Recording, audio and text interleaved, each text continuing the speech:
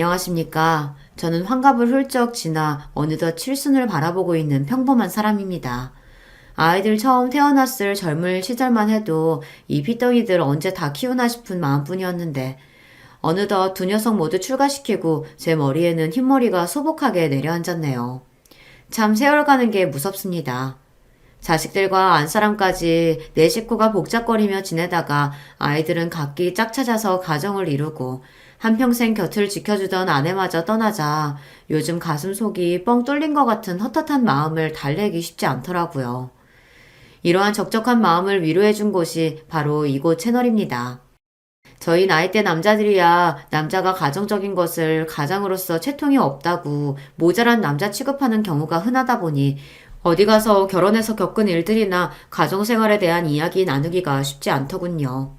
그러던 차에 결혼과 살아가는 이야기들을 진솔하게 들려주시는 여러분들의 소중한 사연을 접하게 되어 구멍이 뻥 뚫린 것 같았던 가슴을 메워주는 듯한 위로를 받게 되었습니다.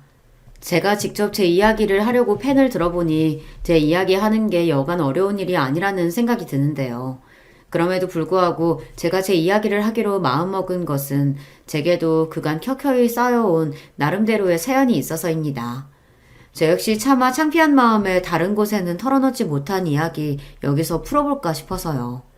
자식들 다들 제 가정 꾸리고 제 옆구리 채워주던 아내의 빈자리를 느끼게 되니 저도 모르게 불쑥 서러운 마음이 들 때가 종종 있습니다. 한 번은 다른 사람도 아니고 며느리 때문에 마음을 많이 다친 적이 있었어요. 평소 자식들보다는 아무래도 어려운 며느리와 사위에게는 더더욱 조심스러워서 할 말이 있어도 꾹 참았던 것이 제게 독이 되었나 봅니다. 나는 몰라도 우리 부모님한테 절대 소홀하게 하지 말라고 얘기했어, 안 했어? 내가 뭘 그렇게 대단한 걸 요구했다고 그거 하나를 못 지켜서 집안에 이 분란을 만들어? 여보, 잘못했어. 내가 실수했어. 아버님, 제가 잘못했어요. 한 번만 용서해 주시면 정말 다신 이런 일 없을 거예요. 제발 이 사람 좀 알려주세요. 이 사람이 아직도 정신을 못 차리고 지금 아버지한테 당신 사정 부탁하게 생겼어? 평소 말수가 적고 딸아이에 비해 무뚝뚝한 편이었던 아들 녀석이 그렇게 길길이 화를 내며 날뛰는 꼴을 제 평생 처음 봤습니다. 무슨 일이 있었길래 늙은 아비 편 들어주겠다고 저희 아들이 저렇게까지 난리를 친 건가 싶으시죠? 지금부터 제 살아온 이야기를 여러분께 풀어볼까 합니다. 저는 태어날 때부터 넉넉하지 못한 집안에 태어나 고생하면서 자라났습니다. 믿을 거라고는 오로지 제 노력으로 성실하게 하루하루를 살아내어 일군 정직한 것들로 제 삶을 차곡차곡 쌓아왔다는 것 정도였죠. 그러니 제 장인 장모님께서 하나뿐인 고명딸의 남편감이랍시고 저를 소개받으셨을 때 마음이 차지 않아 하셨던 것도 놀라운 일은 아니었습니다. 지금은 세상을 떠난 제 고운 아내는 유복한 집에서 위로 줄줄이 오빠들만 있는 집에 귀한 막내딸로 태어나 금이야 오기야 자란 아가씨였으니까요. 언감생심 제가 넘볼 수 있는 여자가 아니었으나 사람 인연이라는 게 원래 참 얄궂은 거 아니겠습니까? 접점이라고는 없을 것 같았던 저희 같은 사람도 평생의 인연으로 묶이곤 하는 게 사랑이니까요. 무엇 하나 기대할 수 없는 환경의 집안에서 자라 그래도 이를 악물고 공부한 덕분에 고학생의 신분으로나마 어렵사리 제가 원하던 대학에 입학할 수 있게 되었습니다. 아내는 저보다 한 학번 아래의 후배였어요. 저와는 다르게 집안에서 갖은 지원을 다 받으며 입학한 아내는 당연히 저보다 학교 생활도 여유롭게 할 수 있었어요. 그럼에도 불구하고 항상 부족하고 가난한 제게 맞춰주는 것을 불평불만 한번 해본 적 없던 착한 여자였습니다. 은희야, 자꾸 이런 거 싸우지 말라니까. 힘도 없는 사람이 이 무거운 걸 매번 이렇게 날라오고 나 정말 미안해서 못 먹어 이거. 우리 엄마가 워낙 손이 커서 이거 집에 그대로 놔둬봤자 결국은 남아서 버린다니까 그러네. 선배 부담 가질 거 하나도 없으니까 빨리 이리 와서 앉아요. 일하랴 공부하랴 빠듯한 형편에 간신히 쪽방살이 하면서 젊은 날에 제가 뭘 얼마나 잘 챙겨 먹고 다녔겠습니까? 그런 제가 안쓰러워서 항상 자기 집에서 온갖 반찬거리와 주전부리를 바리바리 싸다 저를 먹이는 아내였습니다. 두 사람 형편이 이렇게 차이가 많이 지다 보니 아내가 가져다 준 음식은 저희 집 형편으로는 꿈도 꾸기 어려운 것들이 많았어요. 심지어는 저는 생전 처음 먹어본 음식들도 적지 않았습니다. 항상 아내에게는 신세만 지는 것 같아 미안한 마음이었어요. 이 곱고 귀한 사람, 내가 하나라도 더 좋은 것 해주지는 못할 망정 오히려 짐이 되는 것 같아 미안하기도 하고 젊은 치기에 창피한 마음도 들었습니다. 하지만 그런 제 마음을 언제나 잘 헤아려주고 저를 보듬어주는 고마운 사람이었어요. 염치불구하고 감히 이런 귀한 딸과 결혼하겠다며 장인 장모님께 결혼을 허락받으려 했던 것은 제 인생에서 부린 가장 큰 욕심이었습니다. 제 주제가 그렇지 못함을 알면서도 차마 포기할 수 없을 정도로 아내가 제게 가장 소중한 사람이었으니까요. 워낙 집안 형편이 차이가 나다 보니 장인 장모님께서 처음에 저희 결혼을 완강히 반대하셨던 것도 이해하지 못할 일은 아니었습니다. 아빠, 엄마, 이 사람이 뭘 그렇게 잘못했다고 이렇게까지 냉대를 하세요. 이 사람 집안 형편 어렵다고는 해도 죽을 힘써서 자기 힘으로 좋은 학교 들어와서 성실하게 직장생활 하고 있어요. 결코 아빠, 엄마한테 이런 취급 받아야 할 사람 아니에요. 여러 번 고개를 조아렸음에도 저에 대한 태도가 누그러지지 않는 자기 부모님 때문에 결국 아내가 분통을 터뜨렸습니다. 하지만 솔직히 제가 아내 부모님이었다고 하더라도 저 같은 놈이 귀한 딸내미 곱게 잘 키워놨더니 냅다 채워가려고 하면 고운 눈으로 보기는 어려웠을 것 같습니다. 다시 한번 말하자면 그런 장인 장모님에 대한 원망스러운 마음은 없었어요. 오히려 저같이 못난 놈 때문에 사랑으로 키워주신 장인 장모님과 아내 사이가 벌어질까 노심초사했습니다. 그래서 제게 차갑게 대하시는 자기 부모님에게 저보다 더 상처받은 아내를 늘 이렇게 달랬어요. 은희야, 그러지 말라니까. 나 정말 괜찮아. 나 같은 놈 주제도 모르고 귀한 딸 욕심낸다고 문정박대 하시지 않고 그래도 얘기라도 들어주시는 것만 해도 내 입장에서 감사할 일이야. 그러니까 부모님께 마음에 없는 모진말 하지 마. 알았지? 선배가 이렇게 아무렇지 않아 하니까 내가 더 속상하잖아. 세상에 선배 같은 사람이 어디 있다고. 엄마 아빠도 정말 너무하시지. 속상한 마음에 눈물을 찍어내는 아내에게도 장인 장모님께도 죄송했지만 그럼에도 끝까지 아내를 포기할 수는 없었으니 제가 도둑놈이 맞긴 맞았던 것 같습니다. 결국 아직 저를 사회로 완전히 받아들여 주시지 않았음에도 불구하고 아내와 부부의 연을 맺게 되었습니다. 더는 부모님 허락을 기다린다고 시간만 보낼 수 없다며 단호하게 나오는 아내에게 마지못해 끌려가는 척했지만 저 역시 바람하지 않던 결혼이었으니까요. 결혼할 때 처갓집과의 관계가 다소 냉랭했던 관계로 저희는 처가 도움 없이 조촐하게 신혼살림을 시작하게 되었습니다. 저희 본가야 원체 무언가를 기대할 수 있는 형편이 아니다 보니 양가 도움이라고는 생각지도 못한 채로 저희끼리 으쌰으쌰 힘을 내 살림을 차리게 된 거죠. 모은 돈은 얼마 되지 않아 신혼집이라고 해봐야 겨우 집 모양새만 갖춘 부족하기 짝이 없는 형국이었습니다만 그럼에도 서로를 애틋하게 생각하는 마음으로 보듬으며 행복하게 지냈습니다.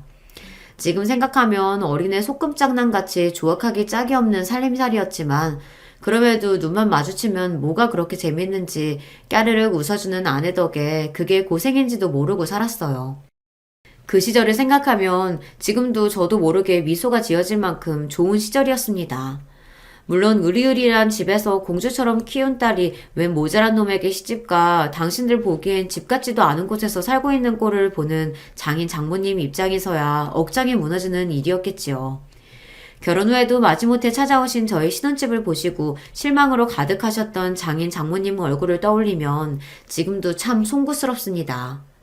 제 딴에는 조금이나마 상심하셨을 마음을 풀어드리려고 애를 썼지만 그럼에도 결혼하고 몇 년간은 처갓집과의 관계가 그리 좋지만은 않았어요. 장인 장모님께서 저를 마음에 들어하지 않으셨던 것도 있지만 저도 저를 탐탁치 않게 생각하시는 어른들에게 어떻게 하면 인정받고 예쁨을 받을 수 있는지 요령이 없는 어설픈 놈이었으니까요. 그나마 저희 관계가 조금 풀어진 것은 저희의 첫 아이이자 아들인 정연이가 태어난 직후였습니다.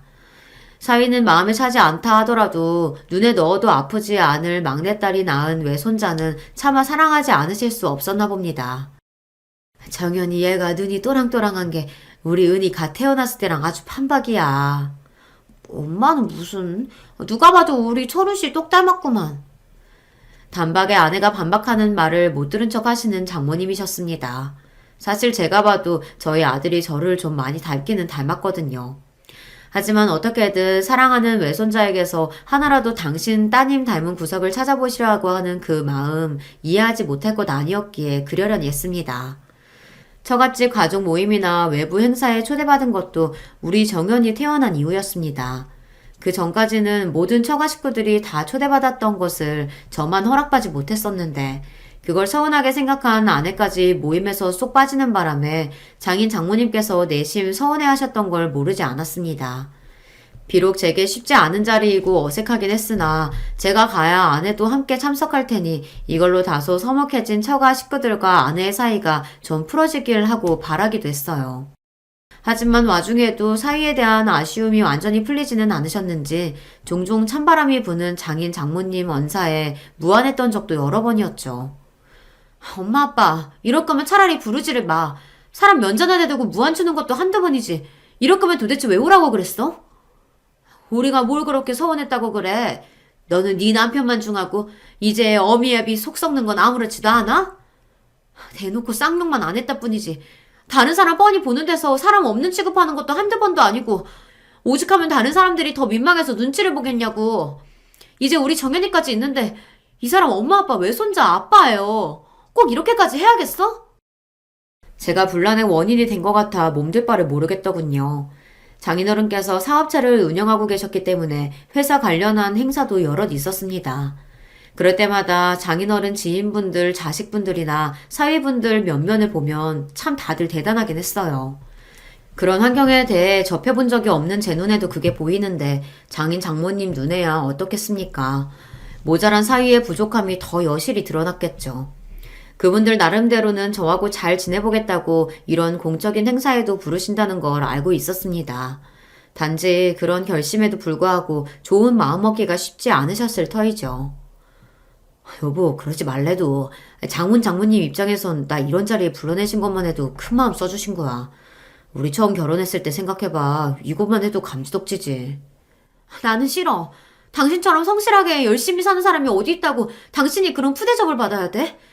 엄마 아빠가 당신을 그렇게 대하니까 다른 사람들까지 당신을 함부로 대해도 되는 사람처럼 예의 없이 굴잖아.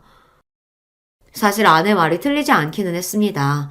그 집안 유일한 사이라고 해서 어떻게 인맥이나 좀 쌓아볼까 하고 저희 사정을 모르는 사람들이 몇몇 다가오긴 했으나 눈에 띄게 제게 냉랭한 장인 장모님 태도를 보고 처갓집에서의 제 위신을 파악하기 어렵지 않았을 겁니다. 그리고 믿을 구석 없는 사람에게 세상이 늘 그렇듯 그런 저를 보고 태도가 냉랭해지는 사람들은 드물지 않았죠. 아마도 그게 아내 심기를 더 불편하게 만들었을 겁니다. 여보, 정말 안 갈 거야? 싫어.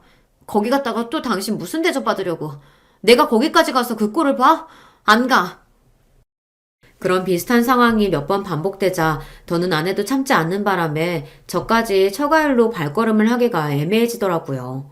아내도 없는 공적인 자리에 저 혼자 덩그러니 나가는 것도 이상한 일이고 해서 그럴 때마다 따로 장인 장모님을 찾아뵙고 양해의 말씀을 구해야 했습니다. 장인어른 장모님, 제가 부족해서 두 분도 그렇고 은희까지 마음 불편하게 만든 것 같아 죄송합니다. 다음에는 어떻게든 제가 설득해서 은희랑 같이 올 수 있도록 노력해 볼게요. 그런 저를 보며 당신들 딸에 대한 서운함과 함께 사위인 저에 대한 미안한 마음을 가지고 계시다는 걸 어렵지 않게 눈치챌 수 있었습니다. 원래 어른들이 그렇지 않습니까? 아랫사람에게 미안한 마음 전하기 어려워하는 것은 예나 지금이나 별반 다르지 않으니까요. 저 역시 감정 표현에 서툰 부모님 밑에서 자라기도 했고요. 하지만 그렇다고 그분들이 저를 마냥 미워만 하시는 건 아니라는 것 등은 알고 있었습니다. 아무렴 업고 다녀도 모자랄 귀한 제 마나님 낳고 길러주신 분들인데 제가 그것 하나 이해하고 넘어가지 못하겠습니까? 그렇다 보니 제 처가와 교류가 있는 지인분들 대부분은 제가 처가로부터 그리 신뢰받지 못하는 사회라는 걸 아름아름 알고 계셨을 거예요. 그러고는 딱히 저희 부부가 처가 공적인 자리에 자주 얼굴을 들이밀지 않다 보니 더더욱 그런 소문은 굳어져 갔겠죠. 하지만 그것과는 별개로 저희 부부는 아주 잘 지냈습니다. 아들 녀석 낳고 몇 해 지나지 않아 딸아이 영현이까지 태어나면서 저희 부부의 기쁨은 더할 나위 없었습니다. 비록 부족하기는 하나 저도 나이를 먹어가며 승진도 하면서 살림은 조금씩 나아지기 시작했습니다. 부부 둘이서 힘을 합쳐 열심히 모아 이사 갈 때에도 방도 한 칸씩 늘려가며 제법 온전한 가정으로서의 모습을 갖추며 살게 되었죠. 장인 장모님 역시 그렇게 조용하지만 저희끼리 다복하게 살아가는 모습을 보며 다소 마음이 누그러지셨는지 예전처럼 제게 날선 반응을 보이시진 않으셨기에 아내와 처가의 관계도 전보다는 많이 부드러워졌습니다. 특히 장인 장모님께서 저희 아들 정연이를 아주 예뻐하셨어요. 아이가 어릴 때부터 말수가 적고 어른스럽기도 했지만 아주 영특한 데가 있었거든요. 그 나이대 아이라고는 생각하기 힘들 정도로 끈기가 있는 부분이 있어서 그 조그만 걸 숙제한다고 앉혀놓으면 한 번 징징대지도 않고 진득하니 앉아서 공부에 열중하는 모습이 부모인 저의 눈에도 신기해 보일 지경이었습니다. 그러니 장인 장모님 눈에 손자가 얼마나 기특해 보였겠습니까? 아이고 우리 정연이 요 조망 많은 게 어쩜 이렇게 집중력도 좋은지 아주 커서 큰 인물이 될 거야. 그렇죠 여보? 우리 정연이가 우리 집 대들보지 암만.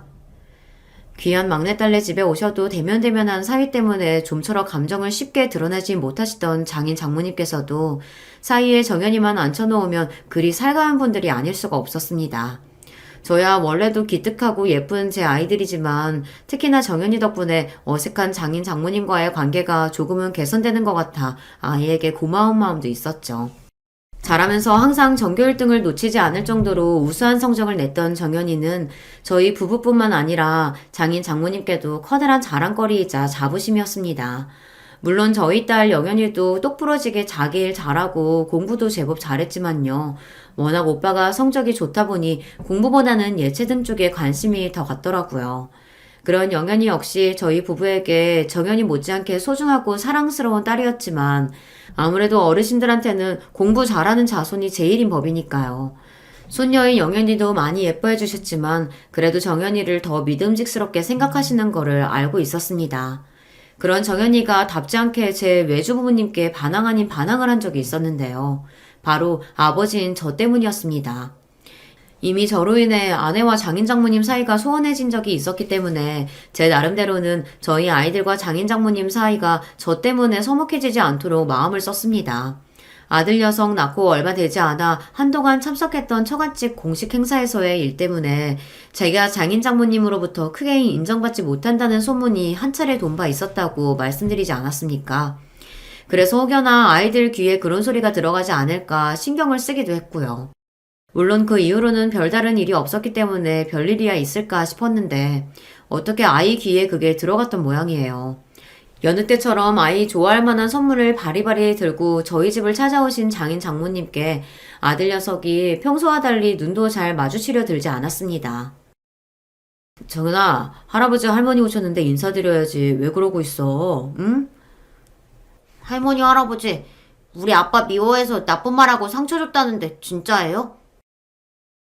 눈물이 그렁그렁해서 아들 녀석이 하는 말에 장인 장모님 낯이 당혹감으로 물들어갔습니다. 저희도 아이가 그런 소문에 대해 전혀 아는 티를 내지 않았기에 그때서야 알게 된 일이라 당황스러웠어요. 저희가 미처 상황을 수습하기도 전에 아이가 볼이 잔뜩 부어서는 냉랭한 목소리로 말했습니다. 우리 아빠 세상에서 가장 똑똑한 사람인데, 세상에서 가장 열심히 일하는 사람인데 왜 미워해요?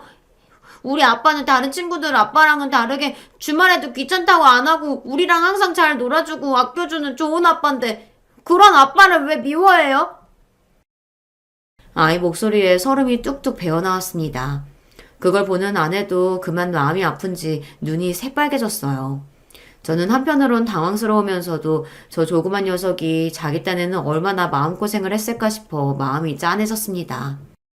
동시에 제 자식에게 이런 인정과 사랑을 받다니 저 스스로가 참 행복한 사람이라는 생각도 들었습니다. 그런 제 감동과는 별개로 사랑하는 외손자에게 뼈아픈 직언을 들은 장인 장모님의 당혹스러움을 짐작할 수 있었기에 아이의 어깨를 차분히 붙잡고 말했어요. 정연아, 다른 사람들이 하는 말은 본인들이 직접 겪은 일이 아니기 때문에 정말 있었던 일하고는 다를 수 있어. 할머니 할아버지가 아빠를 미워하시면 왜 우리 집까지 와서 정연이 영연이를 보시겠어.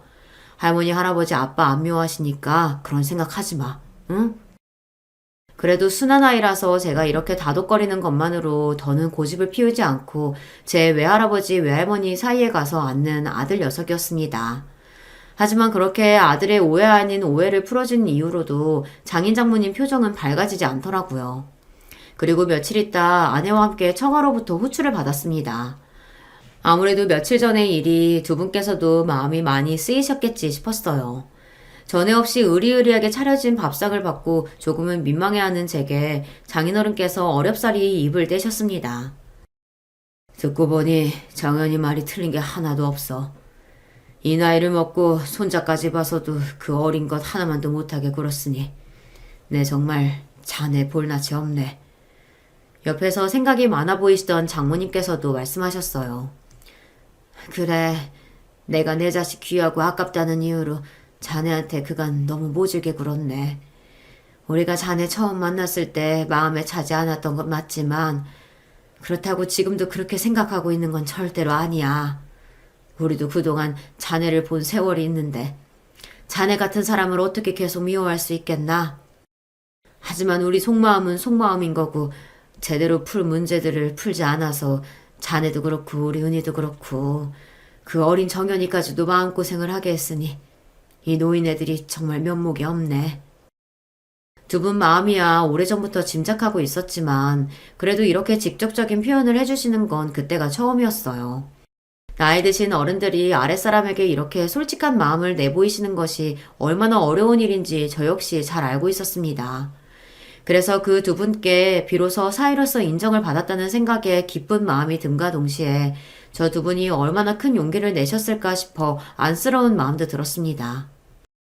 장인 장모님, 저 두 분께 서운한 감정 정말 한 톨도 없습니다. 그럼에도 불구하고 이렇게 불러서 대접까지 해주시면서 그런 말씀 주셔서 정말 감사드려요. 애초에 두 분께서 이렇게 잘 키워주신 딸 보내주지 않으셨으면 제가 어떻게 이렇게 사람굿이라고 살 수 있었겠습니까?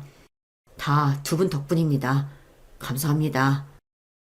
비로소 마음의 응어리를 풀고 서로를 받아들인 저희였습니다. 그간의 서름과 마침내 받게 된 인정에 기쁜 마음이 뒤섞여 훌쩍이는 아내의 손을 꼭 잡아주었습니다. 두 분 앞에서 부끄러운 사이가 되지 않도록 더욱 열심히 살아야겠다고 다짐했죠. 그 후로는 장인 장모님과의 관계도 다소 편안해졌습니다. 물론 그동안 대면대면하게 지내온 세월이 있었기에 단번에 마음의 벽을 완전히 허물기는 쉽지 않았으나 그럼에도 이 정도만으로도 감사한 일이라고 생각했어요. 저희 사이가 좋아지면서 장인어른께서 집안 사업에 발을 들여볼 의사가 있는지 넌지시 물어오셨지만 그 제안은 감사한 마음으로 정중히 거절했습니다. 처가 식구들은 정도의 차이는 있었지만 다들 장인어른 사업에 조금씩은 발을 담그고 있는 상태였기에 장인어른 입장에서는 저를 정말 가족으로 받아들여 주셔서 하신 말씀이었습니다. 하지만 저는 그 마음만으로 감사했지 그렇다고 처가로부터 경제적으로 의존할 생각은 없었으니까요. 저희 결혼해서 신혼살림 꾸릴 때도 그렇고 그 생각은 변함이 없었습니다. 사람이 성인이 되어 자기 힘으로 가정을 이뤘으면 어떻게든 저희끼리 힘을 합쳐 살아야 한다는 게 제 생각이기도 했고요. 물론 집안으로부터 도움을 받을 사람들을 비난할 생각은 아니고 저희 집 본가 사정이 본인 앞길은 본인이 책임져야 했다 보니 자연스럽게 그렇게 생각하게 된 것 같습니다. 처음엔 다소 서운해 보이시던 장인어른도 결국은 그런 제 의사를 존중해 주셨습니다. 오히려 부족하기는 하나 저희 능력으로 살아보겠다는 저를 대견해 해주시기도 했어요. 그건 세월이 흐를수록 더했습니다. 아무래도 집안 사업에 가족들 여럿이 엮여있다 보니 크고 작은 잡음이 끊이지 않았거든요. 당신 아들들이 차례로 한 번씩 돈 사고를 칠 때마다 적잖이 마음고생을 하셨던 장인어른이시니 이렇듯 본인 사업에 관여하지 않는 저를 나이가 먹어갈수록 더 인정해 주신 것 같기도 합니다. 그래서 이런 여러 가지 상황이 벌어지는 동안에도 저희 가족은 처갓집 상황에 크게 영향을 받지 않고 저희 나름대로 오순도순 다복하게 잘 지냈습니다. 이제는 저도 어느 정도 자리를 잡아 저희 식솔들 고생시키지 않고 하고픈 것들 하게 해줄 수 있을 정도의 능력을 갖추었고 아이들은 아픈 곳 없이 건강하게 자라며 자기들 할 일 잘 해주었습니다. 원체 타고나길 몸이 약한 편이었던 아내의 건강이 연명스러웠을 뿐 다른 걱정은 없었어요. 특히나 아들 녀석인 정연이가 성적표를 받아오는 날은 저희 부부뿐만 아니라 양가 부모님들도 기쁨을 주체하지 못하시는 날이었습니다. 중학생 이후로 의사가 되겠다는 진로를 확고하게 밝힌 아들 녀석은 더욱 공부에 박차를 가했습니다. 원래도 머리가 좋고 끈기가 있어 우수한 성적을 받아오던 아이였는데 목표의식이 뚜렷해지고 나니 공부에 대한 의욕도 더 커진 것 같았어요. 한번 공부하겠다고 책상에 자리를 붙이고 앉으면 반나절은 너끈히 진득하게 자리를 붙이고 공부하는 아들 녀석이었습니다. 저러다 건강이라도 해칠까 싶어 저나 아내가 한 번씩 일으켜 간식도 먹이고 말도 붙여가며 휴식을 취하게 해야 할 정도였어요. 딸아이 표현에 따르면 공부할 때는 우직하기가 곰 같은 아이였습니다. 그러니 장인 장모님 눈에 그런 아이가 얼마나 기특하고 예뻐 보였겠습니까? 회사 일이나 다른 자식들 문제로 속이 썩어도 저희 집에만 오시면 만면의 미소가 가득한 장인 장모님이셨어요.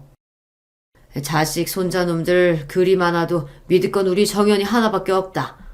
할아비한테는 우리 정연이가 제일이야. 그럼 친손자놈들이 우리 정연이 밥만 했으면 내가 이 속 끓일 일이 뭐가 있어? 날이 갈수록 정연이에게 마음이 기우는 두 분이셨습니다. 그런 그분들을 편애해 혹시나 아이가 되바라진 마음을 가질까 걱정했던 적도 있지만 저희 아들이 그래도 그럴 녀석은 아니었어요. 제 딴에는 이제 자기도 철 좀 들었다고 속상하실 외할머니 외할아버지 마음 맞춰드리며 기분을 풀어드릴 줄도 아는 아이였습니다. 할머니 할아버지 조금만 더 기다리세요. 제가 의대 합격하고 의사 면허 따면 두 분 주치의해드릴게요. 아이고 말만 들어도 좋다. 말만 들어도 좋아. 아들 녀석은 제 입에서 나온 말을 지켰습니다. 말수가 적은 만큼 한번 자기가 내뱉은 말은 책임을 지고 지키는 아이였어요. 녀석은 우수한 성적으로 의대에 입학한 것도 모자라 학교 다니는 내내 그 공부 잘한다는 수재들이 모여있는 의제에서도 두각을 드러냈습니다. 그러고도 우리 정연이는 자만하지 않고 밤낮 없이 공부에 열중해 의사 면허 역시 무난하게 따낼 수 있었습니다. 아들이 드디어 어엿한 의사가 되었던 날 저희 부부는 물론이거니와 장인 장모님 역시 뛸 듯이 기뻐하셨어요. 아이고 내 새끼 우리 강아지 정말 장하다 장해. 두 분 얼굴에 자랑스러움이 가득했습니다. 이제는 나이가 많이 들고 노쇠하셔서 예전에 저를 반대하실 때의 도끼는 싹 빠지고 그저 손자에 대한 사랑이 가득한 얼굴을 하신 두 분이셨어요. 최근에 번갈아 사고를 치기 시작한 손자들 때문에 마음고생을 많이 하셔서 부쩍 기운이 없으셨던 두 분께서 모든 시름을 잊으신 날이기도 했습니다.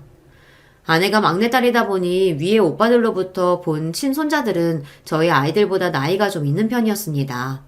하지만 애석하게도 회사 일을 보던 손자나 넉넉한 조부모의 형편에 기대어 살던 손자나 두 분 기대를 채우기엔 부족했습니다. 두 분이 저희 아들 정연이에게 더욱 정을 붙이신 것 또한 그런 친손자들에 대한 실망감이 컸기 때문일 거예요. 평소에도 저희 아이들에 대한 애정을 숨김없이 드러내시던 장인 장모님이시다 보니 저희 아이들, 특히 정연이에게 제법 유산을 많이 물려주시는 건 예상 가능한 범위였습니다. 아내 역시 가장 아끼시던 딸 자식이다 보니 예상하지 못했던 일은 아니었고요. 하지만 사위인 저한테까지 자식들 못지않게 유산을 책정해 주셨던 건 차마 예상치 못했던 부분이었습니다.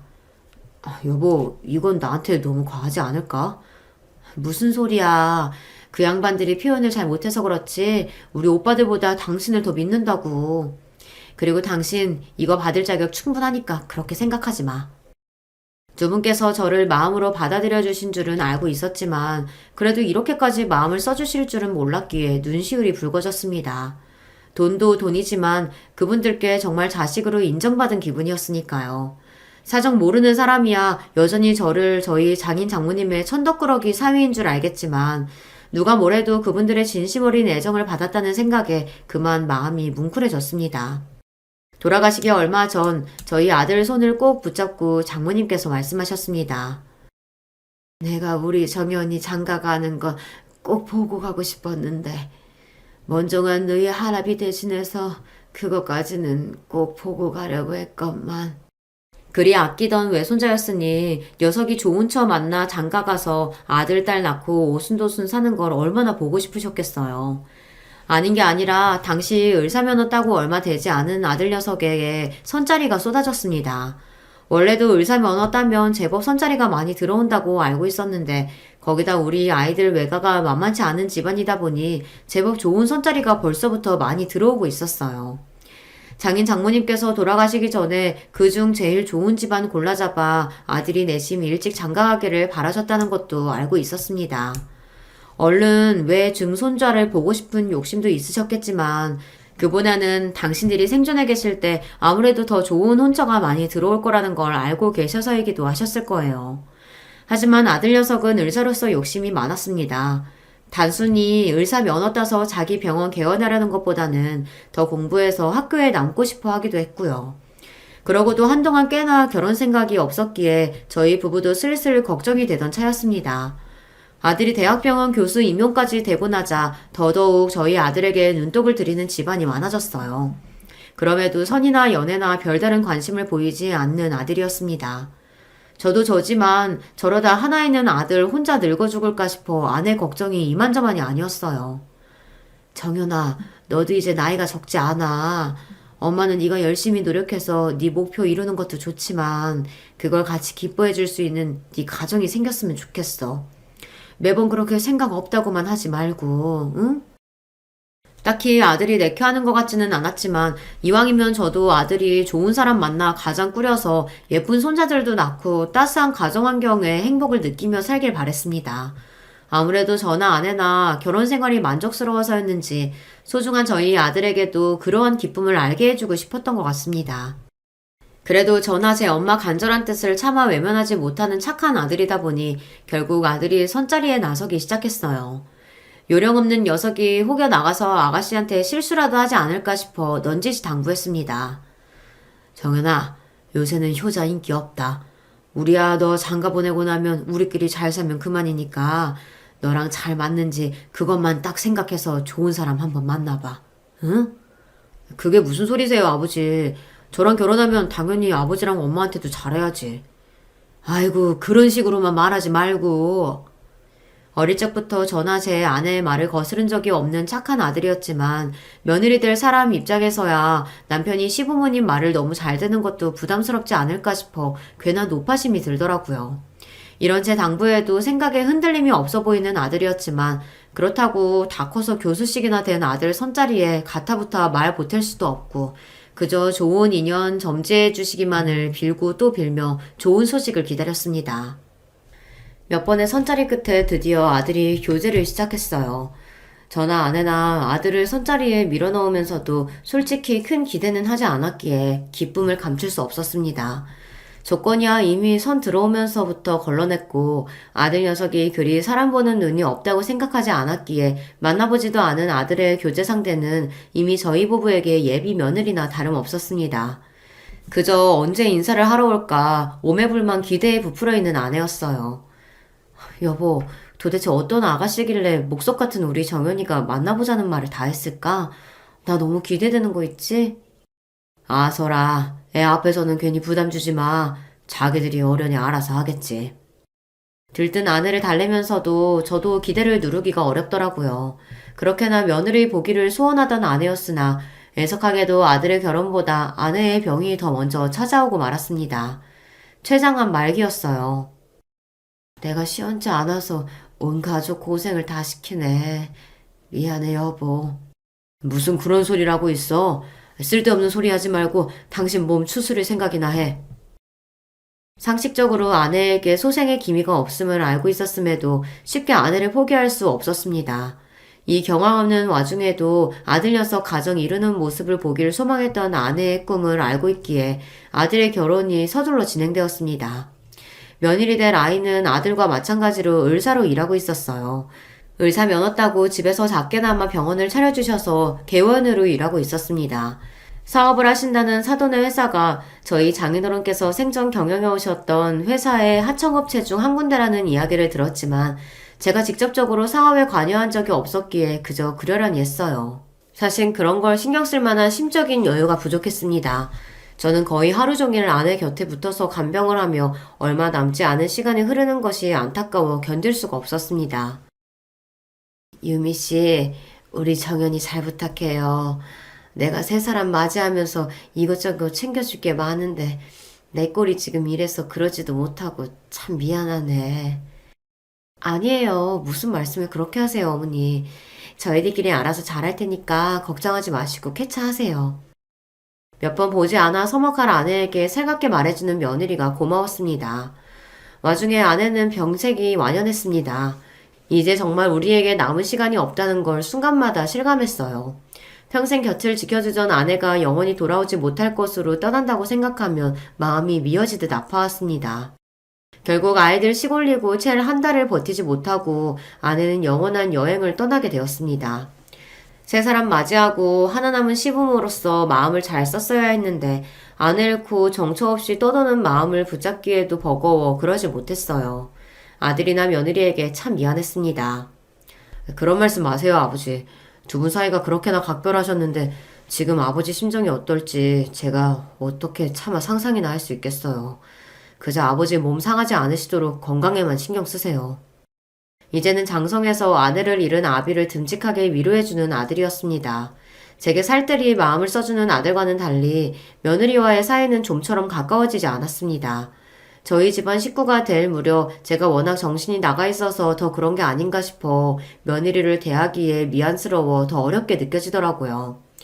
사위면 성별이라도 같으니까 어떻게 좀 친해질 구석이 있을지 몰라도 남의 집 귀한 딸내미를 스스럼 없이 대하는 게 쉽지 않았습니다. 또 아들이나 며느리나 각자 생업이 있다 보니 자주 볼 일이 드물기도 했어요. 그나마 아들은 제 엄마 떠나고 많이 울적해하는 아버지 걱정에 바쁜 시간을 쪼개 저를 찾아오곤 했지만 며느리도 함께 오는 일은 극히 드물었습니다.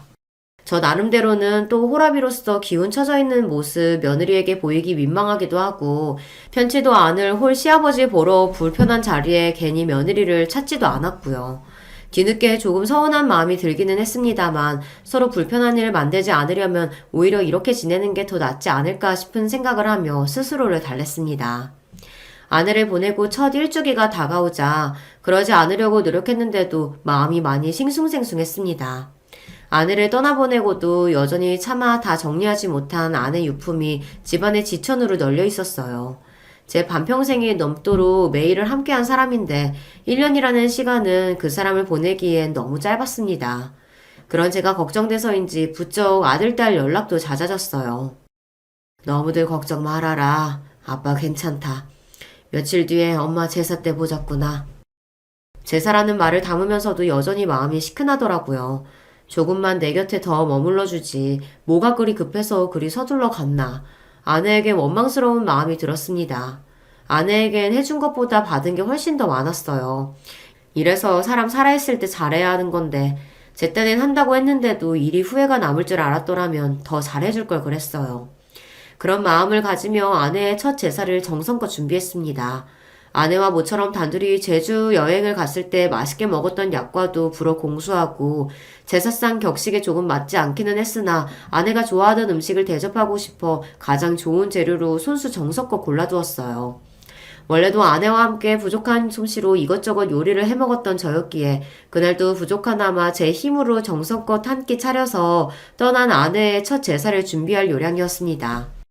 음식 다 준비하고 아이들은 그저 와서 제 엄마 좋아하던 음식 함께 나누며 시간을 보내고 싶어 일부러 천천히 오라고 일렀는데 뜻밖에도 며느리가 생각보다 이른 시간에 혼자 먼저 찾아왔어요. 예, 아가. 일찍 왔구나. 네, 정현씨가 갑자기 회의가 잡혔다고 저 먼저 좀 일찍 가보라고 해서요. 그렇게 말하는 며느리 표정이 떨떠름해 보였습니다. 저 역시 신경이 쓰였으나 아무래도 아직 서먹한 시아버지와 단둘이 남은 상황이 편치 않겠거니 싶었어요. 그래서 제 딴에는 어색한 분위기를 풀어보고자 며느리에게 말을 붙였습니다. 그럼 아가, 여기 푸성기 좀 나랑 같이 섞을까? 정연이 엄마가 푸성기에 겉절이 양념 붙여주면 참 맛있게 잘 먹었거든. 그런데 제 말에 며느리 표정이 확 구겨졌습니다. 그러더니 제게 날카롭게 쏘아붙이기 시작했어요. 아버님, 말이 나와서 말인데 요즘이 어떤 시대인데 제사를 지내요. 있는 제사도 없애는 판국에 굳이 바쁜 사람들 다 불러내서 이렇게 번거로운 일 만들 필요가 있어요? 그리고 아버님 모르시는 모양인데 저희 집 크리스찬이에요.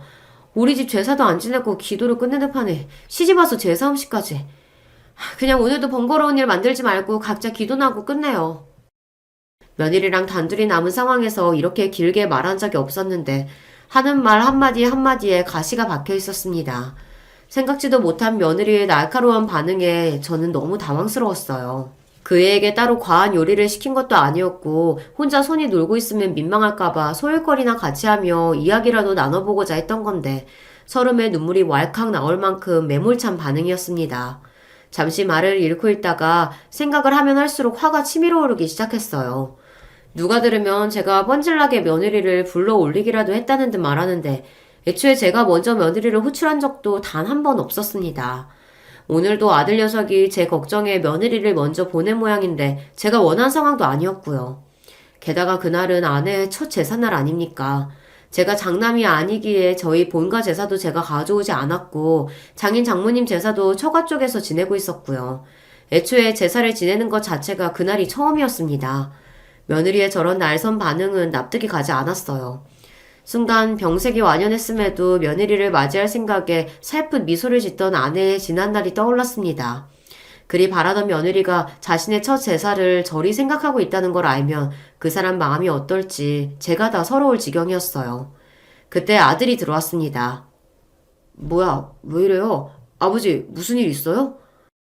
심상치 않은 집안 공기에 아들 녀석도 신경을 곤두세웠습니다.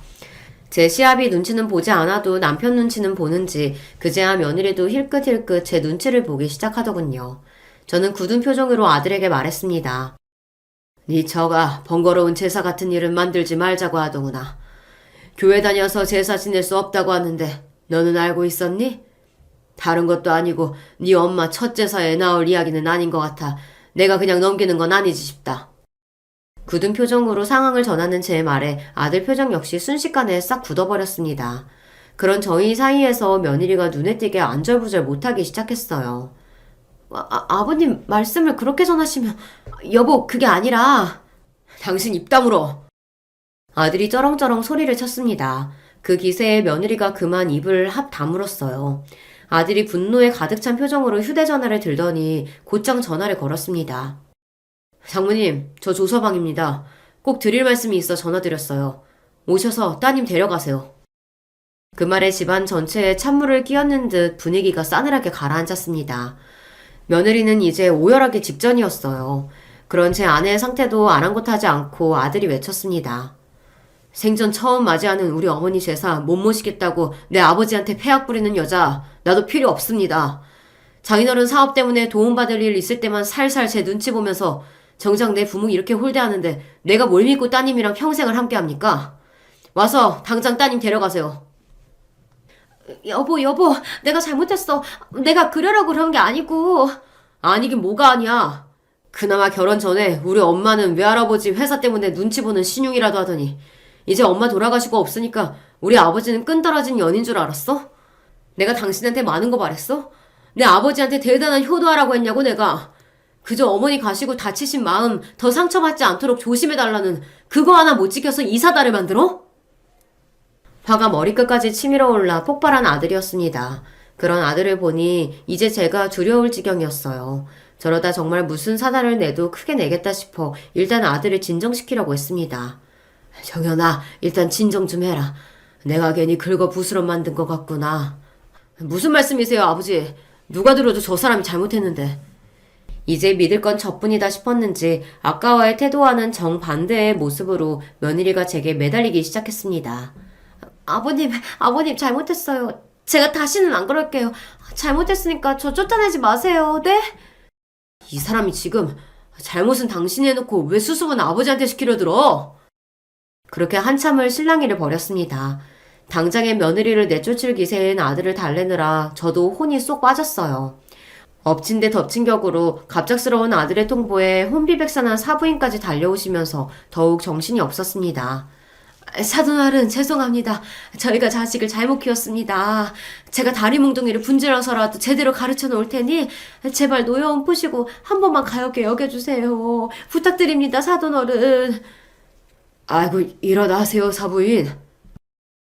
자식 일에 눈이 뒤집힌 어머니가 제게 엎드려 읍소하는데 그걸 말리는 것도 보통 일이 아니었습니다. 당장에 며느리 소박 놓겠다며 윽박지르는 아들 때문에 엉엉 울고 비는 며느리나 제발 딸 자식 한번 봐달라며 제게 비는 사부인이나 혼란의 연속이었습니다. 결국 아들이 둘을 싹 걷어 나가면서 비로소 침묵이 찾아왔어요. 그러고도 나중에 사돈어른까지 정식으로 찾아와 온 식구가 제 앞에 머리를 조아리며 사죄를 하였습니다. 정말 죄송합니다, 사돈어른. 저희 집이 교회를 다니긴 해도 그리 독실한 편은 아니라 그 핑계를 댄 건 아니었는데 하나 있는 딸 자식이라고 저희가 너무 오냐오냐 했습니다. 부족한 만큼 더 혹독하게 가르칠 테니 부디 자비를 베푸시어 한 번만 용서해 주시길 부탁드릴게요. 정말 죄송합니다, 사돈어른. 제 부모와 남편 앞에서 어찌나 기가 팍 죽었는지 고개를 들지 못하는 며느리를 보니 좀 안쓰럽더군요. 한편으로는 내가 너무 심했나 싶으면서도 저한테 그런 거면 모를까 제 아내와만큼은 그런 대접을 받게 할 수 없었기에 일어나야 할 일이 일어난 것뿐이라고 생각하기로 했습니다. 그런 일이 있었으니 며느리에게 활짝 마음을 열 수는 없었으나 그래도 이 일 때문에 아들 내외 갈라서게 할 마음까지는 없었으므로 이 정도로 한 번은 넘어가기로 했습니다. 제가 굳이 보태지 않아도 마음고생을 어지간히 한 모양인지 얼굴이 말이 하는 며느리 꼴이 애잔하기도 했고요. 한번 아들 녀석이 제대로 휘어잡아서인지 그 후로는 저나 저희 식구들 앞에서 꼼짝을 못하는 며느리이니 같은 실수를 반복하지는 않겠지 하고 있습니다. 아들 녀석에게는 너무 며느리 잡지 말라고 효자 남편은 자랑 아니다 타이르긴 했으나 돌아온 녀석 반응은 단호했습니다. 전 한치의 후회도 없어요, 아버지. 같은 일 생기면 그 사람한테 더는 기회 없다고 엎어놓았으니까 저랑 갈라서기 싫으면 알아서 하겠죠. 내 아들이지만 좀 너무하다 싶으면서도 그래도 저 효자 아들 아니었으면 아내에게 미안한 마음을 어찌다 풀었을까 싶어 내심 고맙기도 합니다. 저는 몰라도 제 아내는 그럴 자격이 있으니까요. 그 이후로는 별 잡음 없이 잘 지내고 있습니다. 집안에 사람 하나 들이는 게 참 쉬운 일이 아니구나 하는 걸 실감하게 된 일이죠. 오늘 제 이야기는 여기까지입니다. 두서없는 이야기 마지막까지 함께 해주셔서 정말 감사드립니다. 안녕하세요. 이 채널 덕분에 유튜브에 꼬박꼬박 접속을 하는 중년 남자입니다. 처음에는 별 생각 없이 하나씩 틀어놓기 시작했던 게 사연이었는데 자꾸 듣다 보니까 재미가 있어서 중독성이 생기더라고요. 특히 코로나가 저희 동네의 기승이었던 시기 이 채널을 의지해서 무료하지 않게 실내 칩거 생활을 보낼 수 있었네요. 저에게는 별로 말을 재미있게 하는 재주도 없고 글을 잘 쓰는 재주는 더욱 없지만 그래도 제 이야기를 사연으로 남겨보고 싶어서 신청을 하게 되었어요. 여러분도 혹시 살면서 저처럼 이런 생각 자주 하시나요? 저는 와, 이 세상에 평범한 사람이 잘 없구나 이런 생각을 참 자주 한답니다. 정말 특이하고 독특한 사람이 알게 모르게 아주 은근히 많은 것 같아요. 그래서 누군가의 눈에는 제가 그런 인물로 비출 수 있다는 생각도 가끔씩은 해보고 있고요. 그래도 요즘 이런 생각을 덜하고 사는 편이에요. 예전에는 더 자주 했었죠. 왜냐하면 제 주변에 진짜로 특이하고 독특한 사람이 있었기 때문입니다. 그런 황당한 인연을 만나기 전에 제 인생은 제법 무탈하다면 무탈하게 흘러간 편이었어요. 저는 위로 나이 차이가 무척 많이 나는 형이 있고 아래로는 여동생이 하나 있습니다. 나이 차이가 많이 나다 보니까 형이라기보다는 어렸을 적에 왠지 삼촌 같은 느낌을 받았었고 집에 부모님 말고 또 한 명의 어른이 있는 것 같다는 느낌도 있었네요. 그런데 저의 형이 나이가 들어서도 결혼은 안 했어요.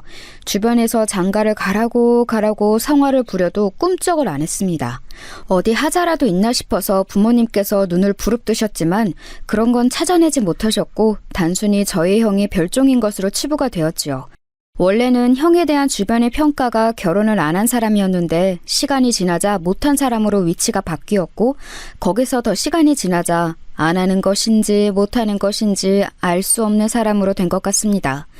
도중에 국제결혼 얘기까지 사실 동네 분들의 추천 때문에 흘러나왔었는데 형이 거품 물고 결사반대를 해서 끝내 흐지부지 되었어요. 아, 그리고 제 여동생은 어렸을 적에 원인불명으로 많이 아팠습니다. 엄청 아파서 온 가족이 매달렸다가 시간이 좀 지나서는 괜찮아졌다가 또다시 아팠다가 그런 과정을 많이 반복했던 아이였어요. 그 시기를 회상하면 부모님께서 두고두고 가슴 아파하셨죠. 특히 아버지께서 말입니다. 우리 막내 딸내미가 아장아장 잘 걷지도 못하고 말도 잘 못하고 그러고 있을 때에 나까지 일하다가 크게 다쳐서 그때가 정말 내 인생에서 말도 못하게 속상한 순간이었지. 치료를 받아도 차도가 없고 집에서 요양을 아무리 해봐도 몸이 나아지지를 않아서 결국 서울로 올라갔던 때에 우리 딸내미 녀석이 어찌나 눈에 밟히고 아비로서 미안하던지. 아이고, 당신도 그 소리요? 그때는 정말 당신도 잘못되는 줄 알았고 우리 막내한테도 뭔가 큰 문제가 있는 줄 알았기 때문에 하늘이 노래졌었지만 이제는 다 지나간 일. 당신이 이날 이때까지 멀쩡하게 살아있고 우리 막내딸 또한 그러하니 훌훌 털고 제발 좀 없던 일로 하십시다. 이러다가 관짝에 못질할 때까지도 그때 너무 속상하고 힘들었지 이렇게 떠들겠네. 그래가지고 어디 관짝 위로 흙이나 덮겠어요? 아, 글쎄 나는 화장을 내서 납골 땅에 들어눕고 싶다니까 왜 자꾸 나를 땅에다가 묻어버리려고 해? 이래서 내가 당신보다 일찍 못 죽는 거야. 내가 먼저 죽으면 내 말 무시하고 땅 파서 관짝을 묻어버리겠지. 아휴, 아무튼 그때는 참 이루 말할 수 없이 속상했고 우리 막내 딸내미한테 미안했고 그리고 또 우리 대들보 장남에게 고마웠지. 장가를 안 든 것 빼고는 대한민국 1등 효자야. 장가를 안 든 게 얼마나 커다란 흠인데 그거를 그렇게 억지로 빼가지고 대한민국에서 1등 효자로 만들어요? 나 원찬 기도 안 차겠네. 아, 이때까지도 맏며느리감을 안 데려온 괘씸한 장남이기는 하지만 우리 부부가 의지하고 기대고 덕분에 버텼다고 말을 건넬 수 있는 사람은 장남밖에 없기는 하지. 우리가 장남 하나는 잘 낳았슈. 거기서 이렇게 더 든든할 수가 없으니. 저희 아버지께서는 제 여동생이 태어나고 두 돌을 맞이했던 때였나 그 시기에 크게 다치셔서 그 후로 무려 5년 가까이나 일을 아무것도 못하셨어요. 여동생도 아파서 골골거리기 시작한 아이였는데 아버지까지 부상 중에 계셨으니 집이 많이 힘들었습니다. 그때 활약한 사람이 형이었어요. 그때부터 거의 가장 같은 역할을 맡아왔고요. 그래서 부모님께서는 겉으로는 항상 장남이 노총각이어서 창피하고 부끄럽다고 하시면서도 속으로는 많이 의지를 하십니다. 든든한 장남과 애틋한 막내, 뭔가 한 명이 빠진 것 같죠? 예, 제가 빠졌습니다. 첫째는 첫 번째이고 막내는 막내인데 둘째는 이름 따라서 뭐든 두 번째라는 표현이 있더라고요. 제가 인터넷에서 그 표현을 접했을 때 무릎을 탁 쳤어요. 누가 제 입장을 그대로 적어놓은 것만 같았습니다. 저는 존재감이 이도저도 아닌 자식이었던 것 같아요. 자기 몫이나 그저 잘 해내고 형 말에 거역 안 하고 동생만 잘 돌보면 충분한 자식이었죠. 저는 유약하고 소심해서 학교 생활에 어려움을 겪은 여동생을 보필하는 호위기사처럼 그렇게 지냈었어요. 부모님의 신신당부가 있었기에 여동생을 지키는 오빠로 살아왔죠. 인정받는 첫째와 사랑받는 아내, 그 사이에 애매한 저는 성인이 되고 나이가 더 먹어도 그 위치를 벗어나지 못했습니다. 그러다가 제가 소위 초대박을 터뜨리게 되었어요. 길고 짧은 건 대봐야 안다고 하던가요? 설마 제가 나이 먹어서 결혼 자리 하나를 끝내주게 찾아갈 줄은 저도 몰랐습니다. 저는 아내를 소개로 만나게 되었어요. 작정하고서 만난 건 절대로 아니었고요. 그냥 지인 모임이었습니다. 아내는 저보다 4살 연상의 여자였으며 미국에서 살다가 한국에 들어왔다고 그랬어요. 철없었을 때 그저 치기 어린 마음으로 일찍 결혼했다가 어쩌다 보니 부부가 서로 안 맞아서 이혼을 하게 되었네요. 중학생인 아들은 미국에서 전 남편이 키우고 있고요. 그런데 전 남편이 작년에 재혼을 했어요. 아무렇지 않은 줄 알았는데 재혼 소식을 들은 이후로 시간이 지날수록 제 마음이 공허해지고 자꾸만 슬픔 속에 가라앉네요. 기분 전환이라도 될까 싶어서 낯선 모임에 참여하고 싶었어요. 차분한 말투만 보자면 전혀 그런 이야기를 하는 것 같지가 않았어요. 저는 홀린 듯이 아내를 쳐다봤다가 말의 내용을 곱씹어 보고 나서야 아, 그랬구나 싶었습니다. 어딘가 분위기가 착 가라앉아 있는 사람이라고 느꼈었는데 이혼이라든지 아이를 전 남편이 키우는 것이라든지 이런 때문에 울적한 게 틀림없었어요. 다 이유가 있었던 것이지요. 중학생 아들이 있는 이혼녀였지만 저는 아내에게 향하는 제 눈길을 멈출 수가 없었습니다. 고상한 미인이 제 취향이라는 것을 아내를 보고서야 저는 처음 깨달았었네요. 저의 시선을 눈치챈 아내 또한 언제부턴가 모임에서 저를 보며 미소를 지어주기 시작했고 그렇게 연애가 시작되었습니다. 아내가 엄청난 부잣집의 막내딸이라는 것을 알게 된 건 사귀고 난 이후였지요. 저에게 누군가 속물이라고 손가락질을 한다면 할 말 없지만 솔직하게 심정을 털어놓아 보자면 부담스럽기보다는 좋았습니다. 꽤 사는 집 딸처럼 처음부터 보였는데 상상 이상으로 배경이 좋아서 너무 행복했어요. 또한 아내가 제 배경을 신경 안 쓰는 사람이라서 더더욱 행복했고요. 정엽 씨, 나는 상대의 재산이나 학벌이나 인맥이나 이런 걸 보면서 사랑하고 싶지 않아요. 상대가 나와 잘 맞는 사람인지 딱 이것 하나만 보고 사랑하고 싶어요. 내 인생에서 2번의 실패를 겪고 싶지는 않거든요. 아내가 그렇게 말해주었을 때 만세 삼창이라도 하고 싶었어요. 저는 아내를 공주님 모시듯 극진하게 대해주었고 결국은 결혼까지 꼴이 날 수 있었습니다. 의외이자 놀라웠던 것은 처가의 태도였어요. 저를 무척 반겨주었거든요. 우리 세연이가 이렇게 자기 힘으로 인연을 새로 찾아오다니. 우리 기특한 막내가 결혼하고 싶다는데 당연히 들어줘야지. 내가 찬성하고 반대하고 자시고 의견을 얹을 것도 없어. 우리 막내딸 세연이가 결혼하고 싶다 하면 무조건 하는 거야. 이봐 자네, 앞으로 내 딸을 잘 부탁하네. 우리 막내 세연이 겉으로는 제법 강인해 보여도 속은 여린 아이야. 상처도 많고 서툴면도 많으니까 앞으로 자네가 든든하게 받쳐주는 기둥이 되어준다면 바랄 게 없어. 박서방이라고 바로 불러도 되지? 내가 저번에 봤을 때도 참 인상이 좋아 보여서 둘이 얼른 결실을 맺었으면 좋겠다고 생각을 했었는데 이렇게 좋은 소식을 듣게 되다니 너무 반가워. 사위사랑은 장무라는 말처럼 내가 앞으로 우리 박서방한테 신경 많이 써주고 잘할 테니까 아무 걱정하지 말어. 아니지. 나라는 존재가 우리 박서방한테 부담이 될 수도 있으니까 한 발짝 멀리 떨어져서 응원만 해주는 것도 좋겠어. 우리 박서방 생각은 어때? 결혼하고 싶다고 인사를 드리러 갔을 때 장인어른과 장모님 모두 저를 너무 환대해 주셔서 제정신이 쏙 빠질 정도였습니다. 처가는 무려 한남동에 위치한 단독주택이었는데 가히 대저택이라고 칭해도 될 법했습니다. 당시에는 이제 성북동과 연희동 쪽의 전통적인 회장님 댁 동네에 이어서 한남동이 각광을 크게 받기 시작하던 때였죠.